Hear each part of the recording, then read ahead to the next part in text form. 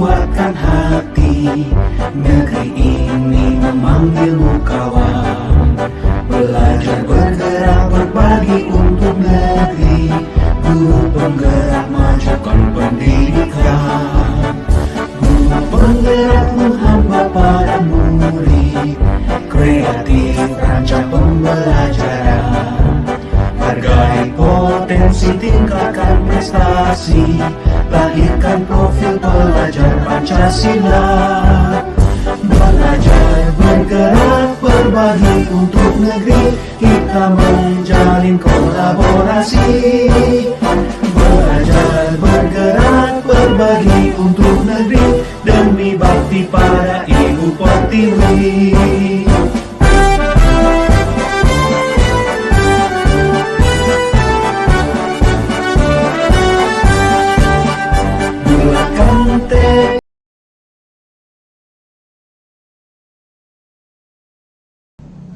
Assalamualaikum warahmatullahi wabarakatuh. Waalaikumsalam warahmatullahi wabarakatuh. Terima kasih untuk ibu-ibu yang sudah hadir pada kesempatan kali ini. Nah, pada hari ini saya akan melakukan diseminasi modul 1.4, yaitu tentang pemahaman dan penerapan budaya positif di sekolah. Bapak Ibu ya. Oke. Dalam pendidikan guru penggerak, saya dibimbing oleh fasilitator, yaitu Adi Apriyadi Adiansyah. Beliau adalah dosen di Universitas di daerah NTT. Kemudian Ibu Vidya Sulaiman, yaitu guru SMA 2 Negeri Gorontalo, dan saya sendiri. Nah, konsep inti budaya positif ada beberapa yang akan saya paparkan, yaitu tentang perubahan paradigma belajar, kemudian disiplin positif, nilai-nilai kebajikan, posisi kontrol guru, kemudian membuat keyakinan kelas, segitiga restitusi, motivasi, dan perilaku manusia, serta kebutuhan dasar manusia. Nah, dalam pembelajaran dengan paradigma baru itu, kita dirancang untuk membuat pembelajaran itu berdiferensiasi. Kira-kira Bapak Ibu sudah menerapkan pembelajaran diferensiasi di kelas? Ibu-ibu sudah menerapkan pembelajaran diferensiasi di kelas? Misalnya ada diferensiasi proses, diferensiasi konten, dengan diferensiasi produk. Kalau saya alhamdulillah sudah menerapkan, yaitu diferensiasi konten dalam memvariasikan materi. Insya Allah ibu-ibu sudah menerapkan ya. Oke. Nah, kalau dalam pembelajaran diferensiasi ini tentu kita mengenal dalam istilah IKM atau implementasi kurikulum merdeka, ada yang namanya profil pelajar Pancasila. Nah, kalau profil pelajar Pancasila biasa kita nyanyikan kepada anak-anak, yaitu yang pertama beriman dan bertakwa kepada Tuhan Yang Maha Esa, berkebinekaan global, gotong royong, kreatif, bernalar kritis, dan mandiri. Oke, kemudian ada yang namanya miskonsepsi tentang teori kontrol. Nah, bahwa muncul miskonsepsi bahwa kritik itu membuat rasa bersalah, mampu menguatkan karakter. Jadi maksudnya dalam lingkungan sekolah biasa kita mengkritik siswa. Sebenarnya itu bukan termasuk budaya positif ya. Kemudian kita membuat siswa itu merasa bersalah. Setelah siswa tersebut melakukan kesalahan, kita buat siswa tersebut merasa bersalah. Mungkin ibu-ibu pernah mengalami hal tersebut kepada anak-anak. Biasa kalau anak-anak melakukan kesalahan, kita langsung judge, padahal itu tidak bisa.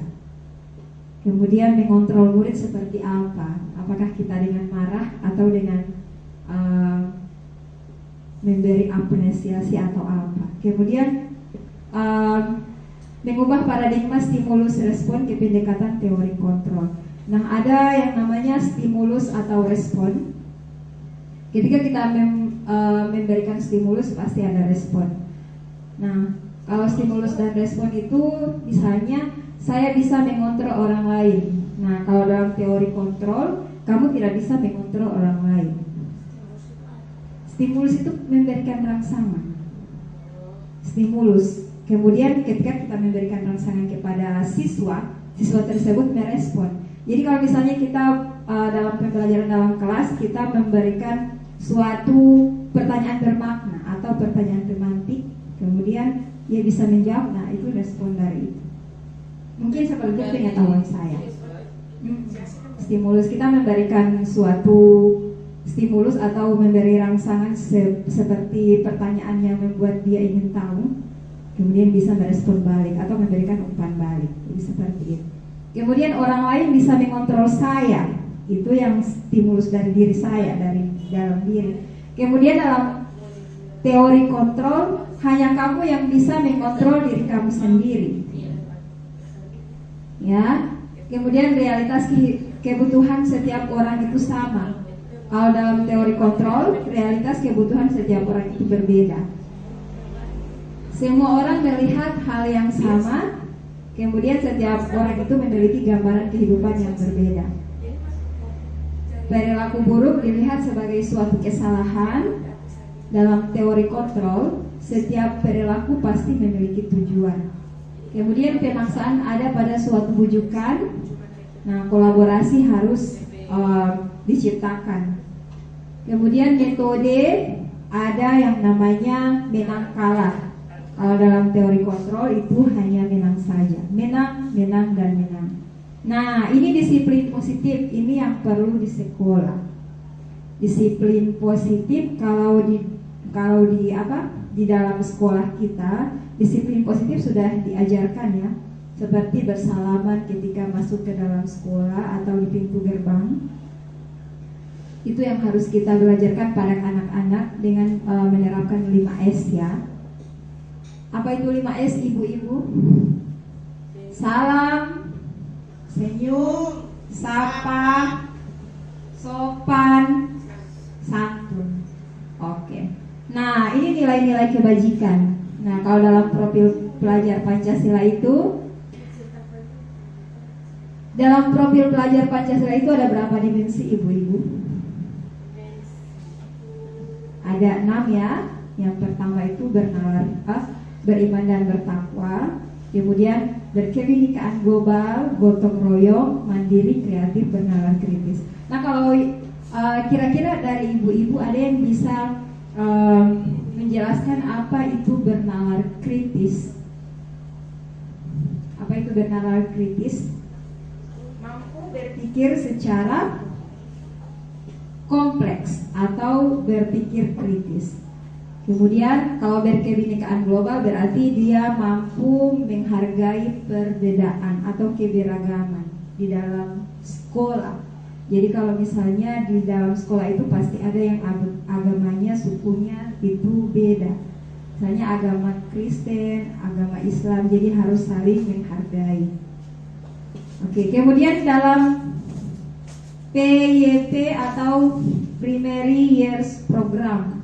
Nah, ini ada beberapa nilai yaitu toleransi, rasa hormat, integritas, mandiri, menghargai, antusias, empati, kemudian keingintahuan, kreativitas, kerjasama, percaya diri, dan komitmen.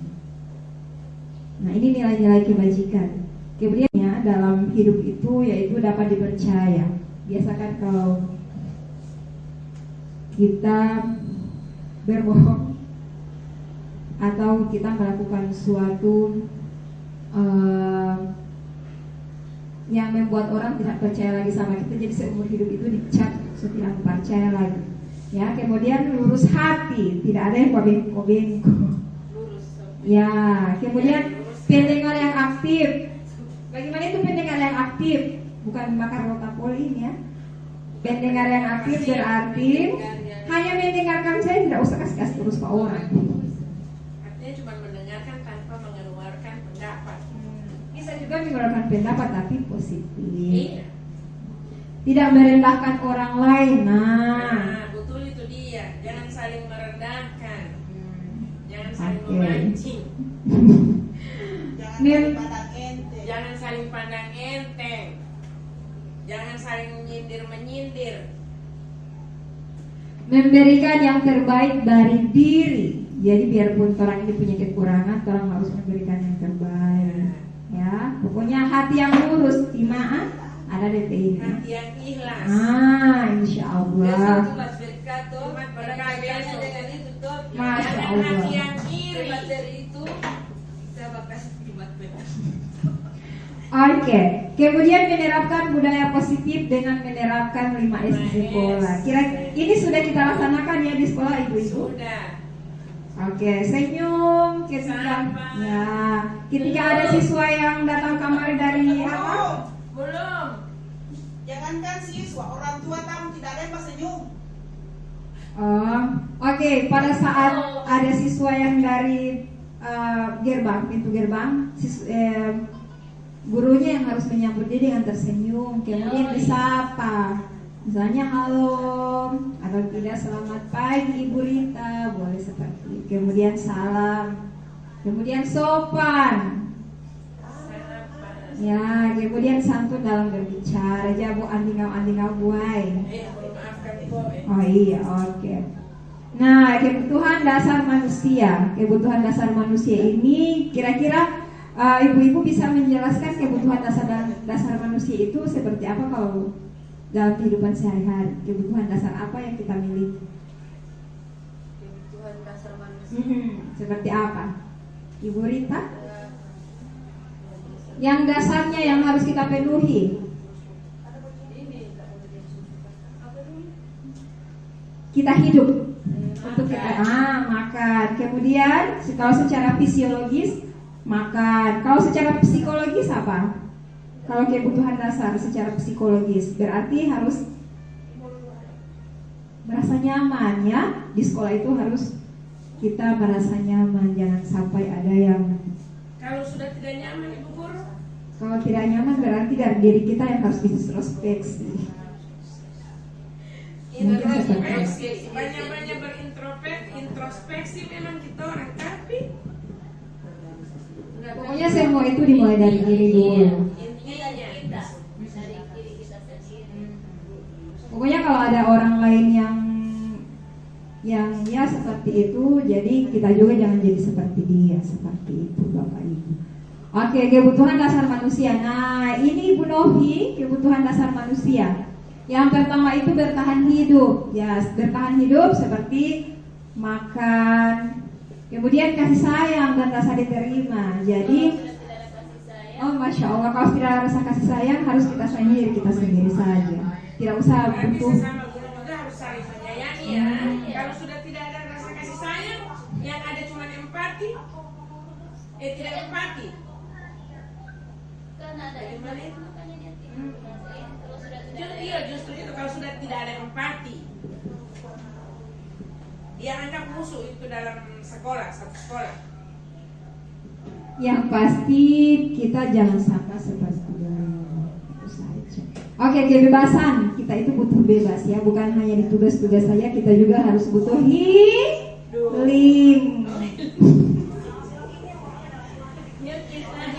Kita harus butuh healing ya. Jangan cuma di sekolah terus.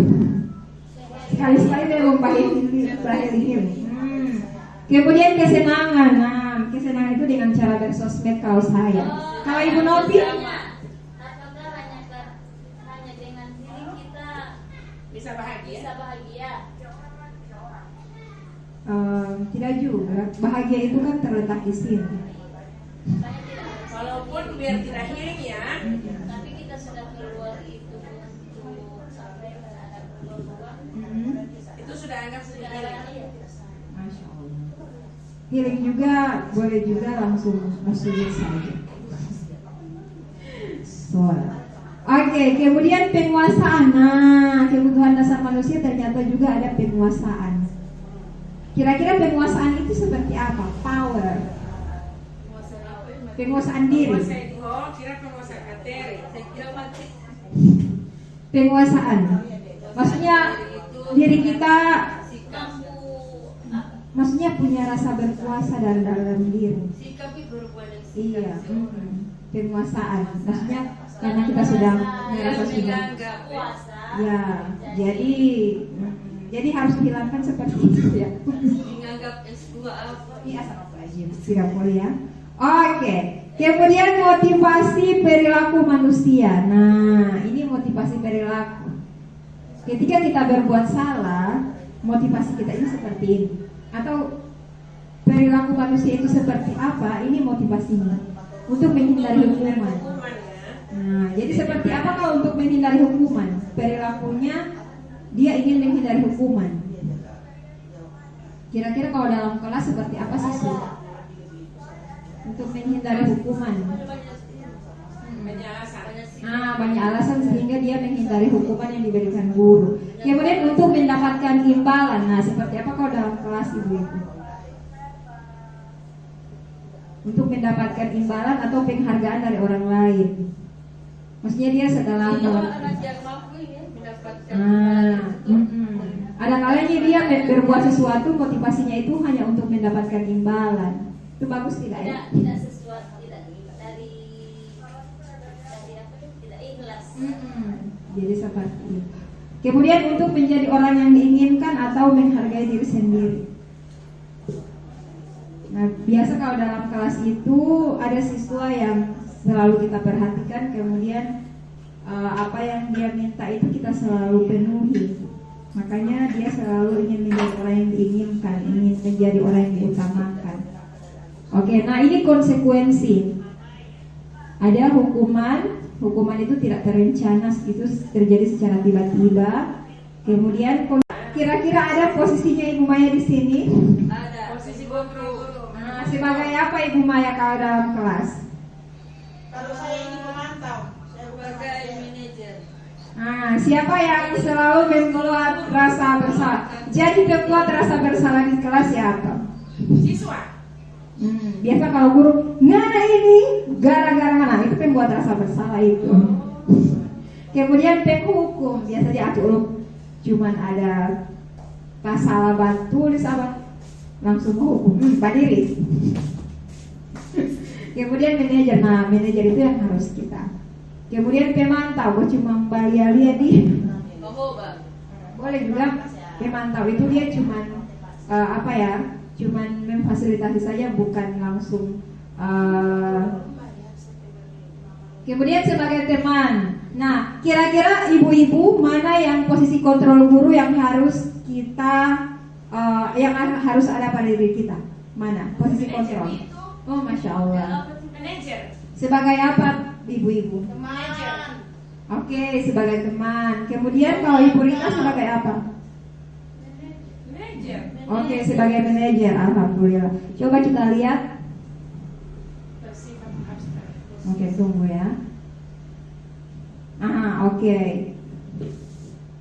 Kita harus berfungsi sebagai manajer ya, memposisikan diri kita sebagai manajer. Jadi kita harus bisa memanage siswa ketika berbuat kesalahan, bagaimana cara kita untuk meredam atau menstabilkan identitas dengan cara segitiga restitusi. Nah, ini segitiga restitusi. Mungkin ibu-ibu baru kali ini mendengar segitiga restitusi. Oh iya. Nah, segitiga restitusi itu ya, itu suatu proses dialog. Bukan. Yang dilakukan guru terhadap siswa agar dapat menghasilkan siswa yang mandiri dan bertanggung jawab. Jadi segitiga restitusi itu yang kita lakukan pada anak. Jadi ketika anak tersebut melakukan kesalahan, kita stabilkan dulu dari identitas. Maksudnya orang bertanya dulu, kenapa? Kemudian bukan langsung dihukum, karena kita kan posisi kita sebagai manajer. Jadi kita beri nasihat saja, ya. Oke. Ya. Nah, kemudian kalau di kelas 1 ini saya sudah melakukan kesepakatan kelas atau membuat kesepakatan kelas. Kira-kira Bapak Ibu-ibu sudah melakukan kesepakatan kelas? Oke. Jadi sebelum pembelajaran dilakukan itu kita harus menyepakati dulu apa yang harus kita sepakati. Misalnya anak-anak tidak bisa berlari-larian dalam kelas kalau ibu sementara menjelaskannya. Jadi kesepakatan kelas kita tuangkan di dalam suatu kita buat suatu poster supaya anak-anak bisa lihat setiap hari. Oke Bapak Ibu, ini kesepakatan kelas yang saya lakukan, dan ini kelas 1 sudah melakukan. Jadi gambar anak-anak, mereka kasih sarangio dan ini mereka kasih emot. Jadi kalau ada yang sepakat mereka akan kasih emot senang. Menggambar saja. Iya, saya kasih stick note, kemudian mereka tempel di papan. Jadi kalau mereka setuju, mereka ternyata ini yang lebih banyak, yang emot senang. Ada juga yang sedih karena kesempatan kelas tidak ada yang lari-larian, karena kamari masih ada. Jadi mereka ada yang 2 orang tidak sepakat.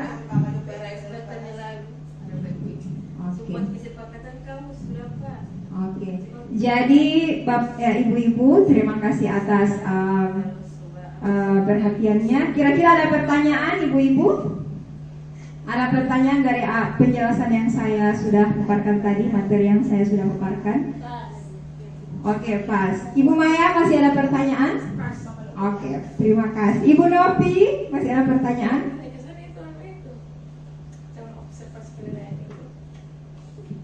Ini ada hubungannya dengan ini. Observasi ini. Kan saya baru Kan awal diferensiasi ini. awal pertama dia mau observasi KM saya itu, saya masih putar-putar. Misalnya dalam sementara observasi itu bagi kelompok mana yang mampu, tidak mampu atau begitu. Nah, baru materi yang saya sampaikan itu sama. Saya mengenai matematika pecahan. Iya. Sama itu tidak beda dong materi antara 3 kelompok itu. Soal yang Iya. beda. Soalnya beda ya. Materinya sama, cuman Kan di barat Praga, kalau beda. Baru peraga itu beda. Beda. iya, kalau ada yang gaya belajarnya yang suka yang audio, berarti kita carikan suatu video saja yang audio visual, pasti mereka ini boleh menonton video kan. Jadi kalau misalnya kita lakukan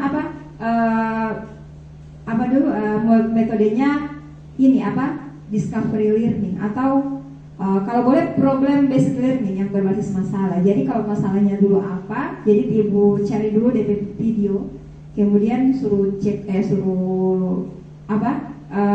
pada orang misalnya kenapa ini terjadi. Jadi kan orang mendengarkan. Nah kalau yang visual kita sediakan bacaan saja. Jadi seperti itu. Kalau yang kinestetik berarti gambar-gambar atau kartu. Jadi seperti itu, sesuai dengan gaya belajarnya. Kalau yang minat, mungkin ada yang suka menggambar, ada yang mewarnai atau yang menulis. Mungkin sebentar kita akan bahas ya. Insya Allah.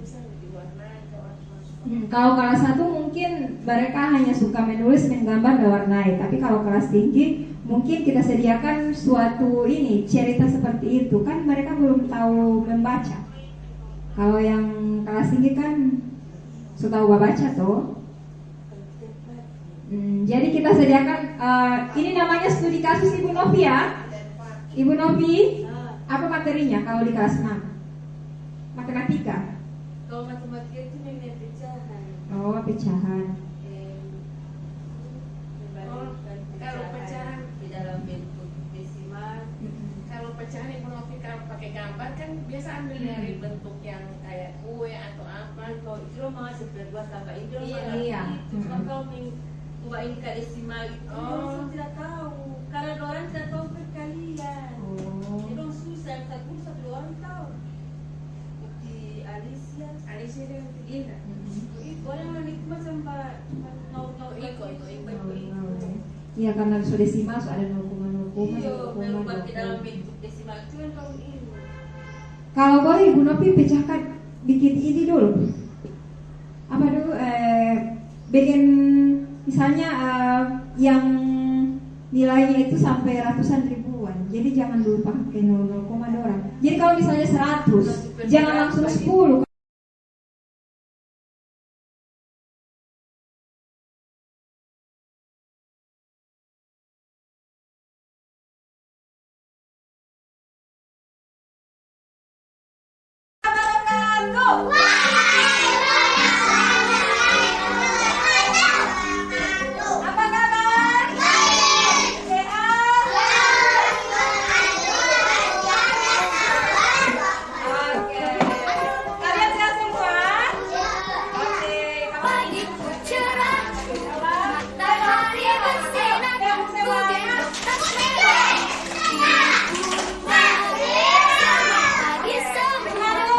Nantikan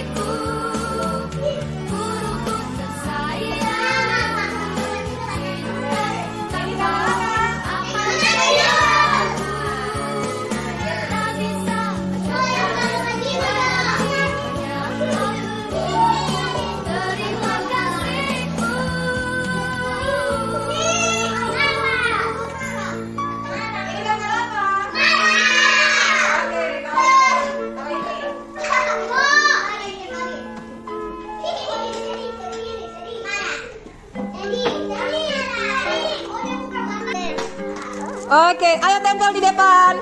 Mana? Cuman satu ya. Oke, ayo tempel di depan. Mana? Mana, nak? Ayo tempel. Mau tempel di yang mana? Di senang, sedih atau marah? Oke. Ya, tempel di yang mana? Oke, di senang. Alhamdulillah, banyak yang senang. Ayo. Oke. Mana lagi? Ayo tempel. Ayo tempel, nak. Tempel di yang mana? Di senang, sedih atau marah? Ayo. Ya. Oke, ternyata banyak yang senang. Oh, ada yang sedih. Kenapa sedih? Oke. Oh. Hai. Oke, hari ini kita ngapain? Kita melakukan kesepakatan kelas. Coba siapa yang sepakat dengan kesepakatan kelas tadi? Oke, siapa yang pasang emoticon senang? Oke, jadi kesepakatan kelas ini kalian harus laksanakan setiap hari. Oke, coba siapa yang setuju kalau kita selalu menjaga kebersihan? Oke, siapa yang setuju setiap hari kita berdoa sebelum belajar dan sebelum makan? Oke, siapa yang setuju sebelum ke sekolah berdoa dulu dan pamitan sama orang tua, salaman? Oke, jadi kalian harus apa? Lakukan apa? Oke, kita harus sepakat ya.